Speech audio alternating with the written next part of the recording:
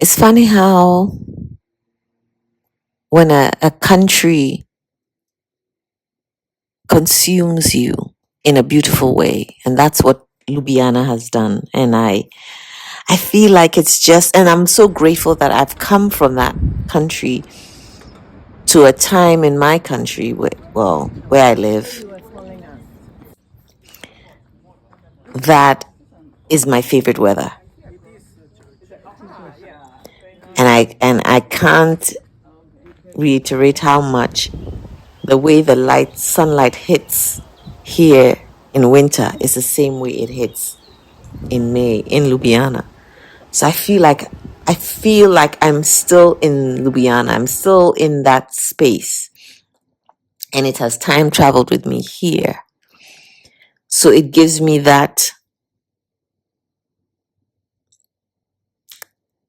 joie de vivre, or that skip in my step, or it just gives me that the feeling I had in Ljubljana was every day was a good day. Every day was productive. Every day we were doing things, and every day I was surrounded by people who were living and who were doing well in their lives. And I never understand that phrase of how they talk about how you should surround yourself with people who are doing the things you want to do. It's easy to say, but it's difficult to do when you're in an environment that doesn't breed those kind of people. You're more surrounded by lack and loss and uh,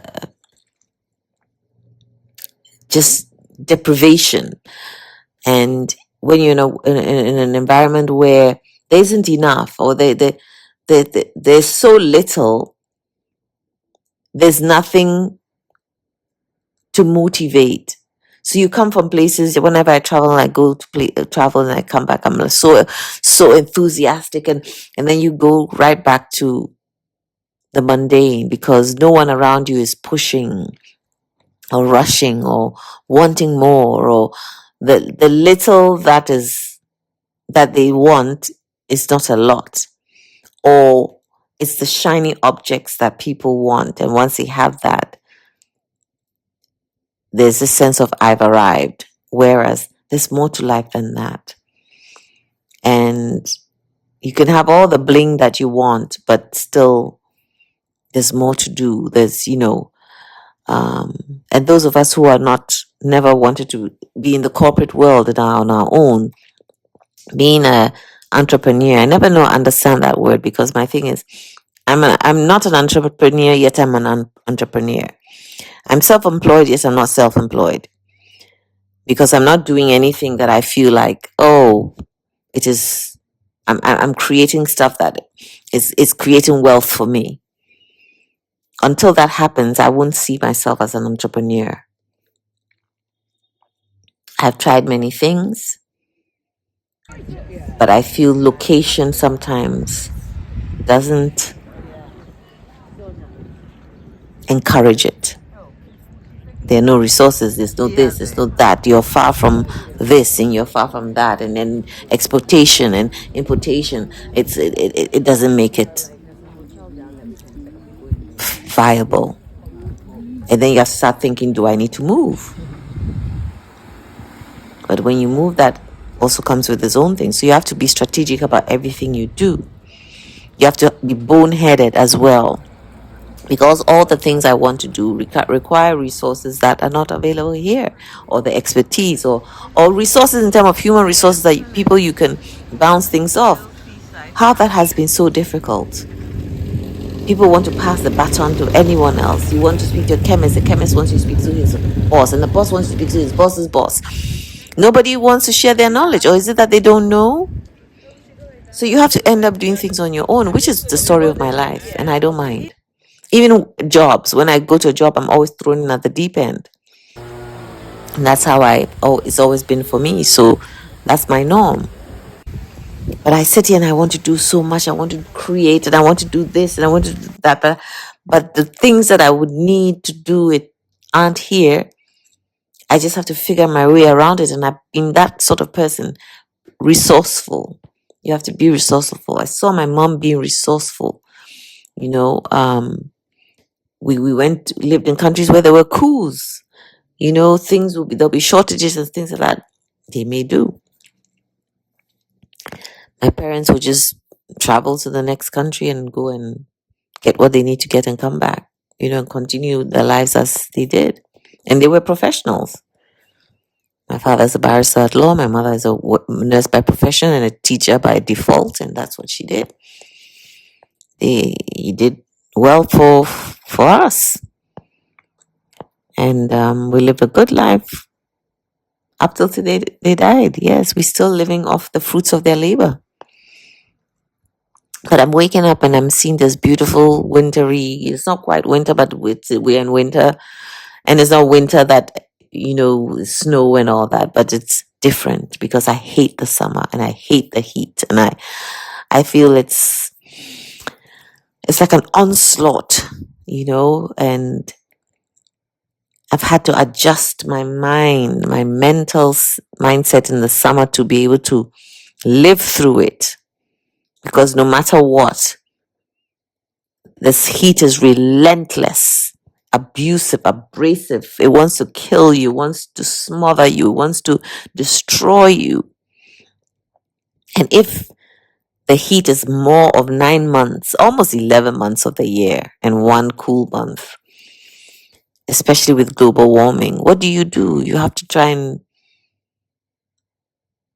fix your life or weave that web in your life in a way that you survive it. You survive weather. And I always tell people weather is very important to me. Other people, everybody's preferences are different. Weather is important to me. Weather makes you or breaks you. I don't want to be stuck indoors because of weather. I don't want to be, frightened because the lightning and thunder are going to kill you. Or the rain is going to damage your home because of how global warming has changed everything. But I want to enjoy. I love nature. I grew up with parents. We were always outdoors. We always had a garden and tended to. We traveled. We took long drives. My mom did things so that friends with children, we always had things to do. And we went to the botanical gardens with my parents. We did so much outdoor as well as indoor. That's why my home is my sanctuary, because my parents made the home a sanctuary. I felt safe here. I felt happy with my parents. They were my best roommates. I lived with them until they died. I say all this to say how much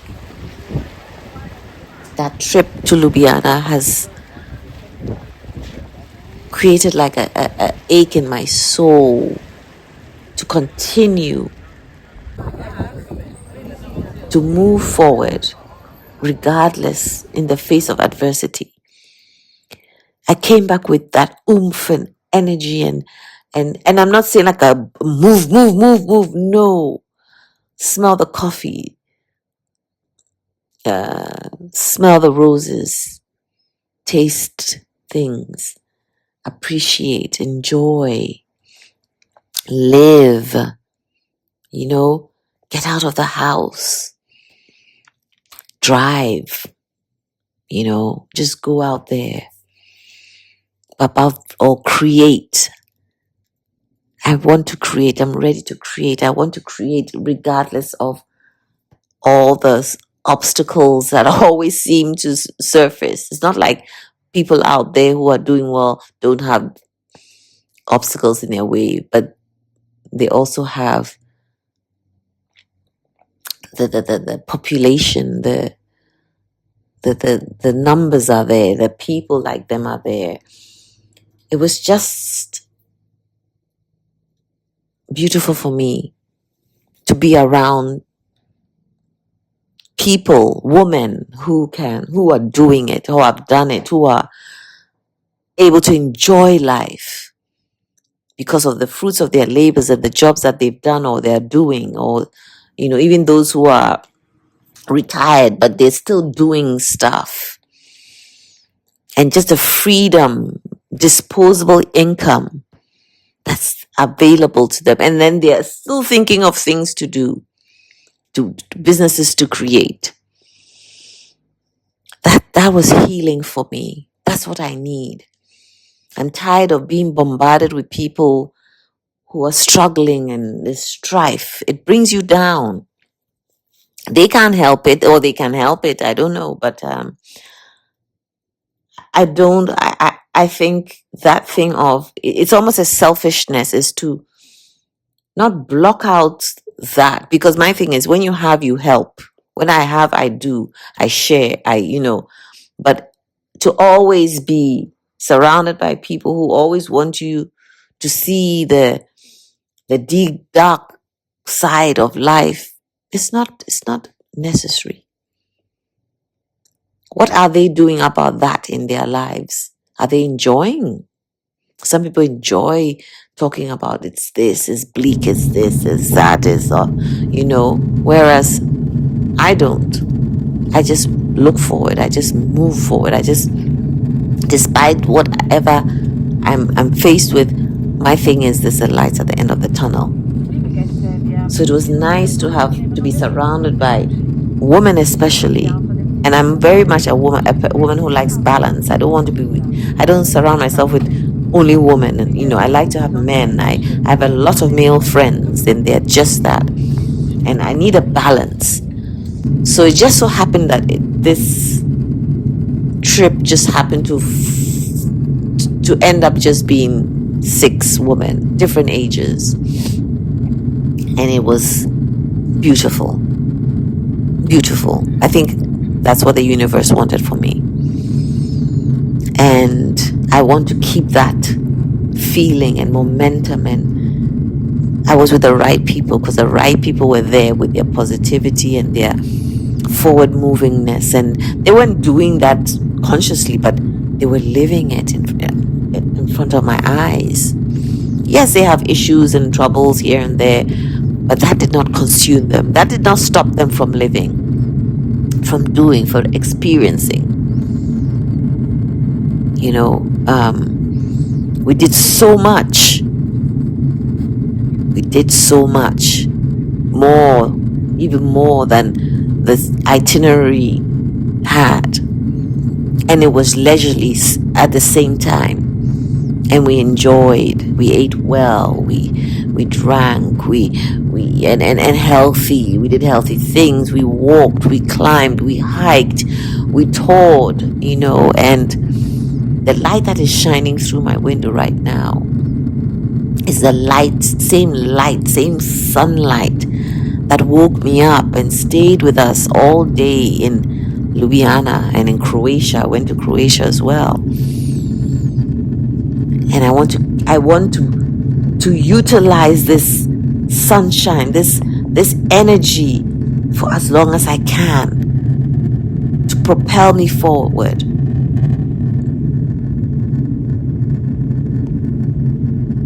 Because I feel I entered a new space. Yes, it's a new era for me. It's a new year for me. Because I was celebrating my birthday, a landmark birthday.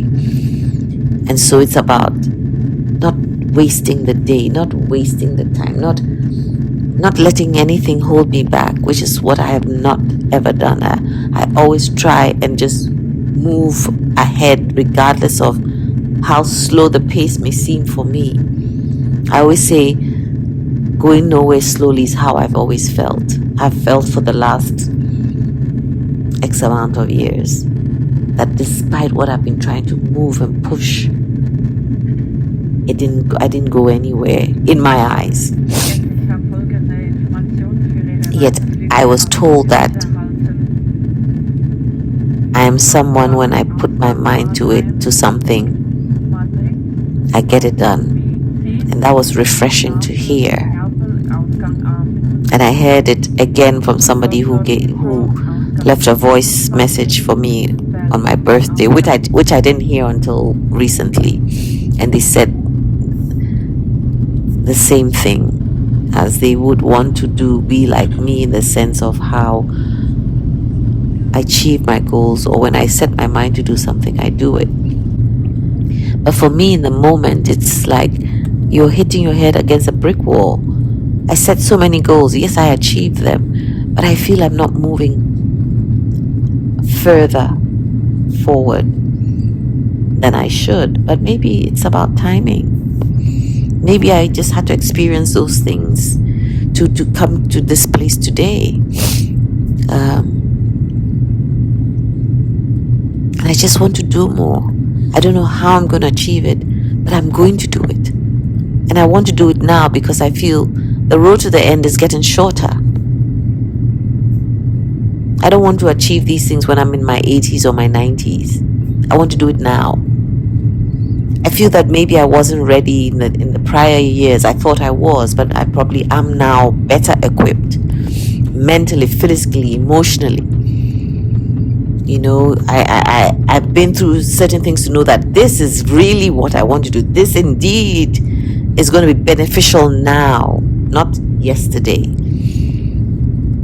And a lot of things are going on in the world that affect what you're doing. You don't realize it. You're looking at yourself in your little space in the world, and then you don't realize how these big things around you really truly affect you intrinsically.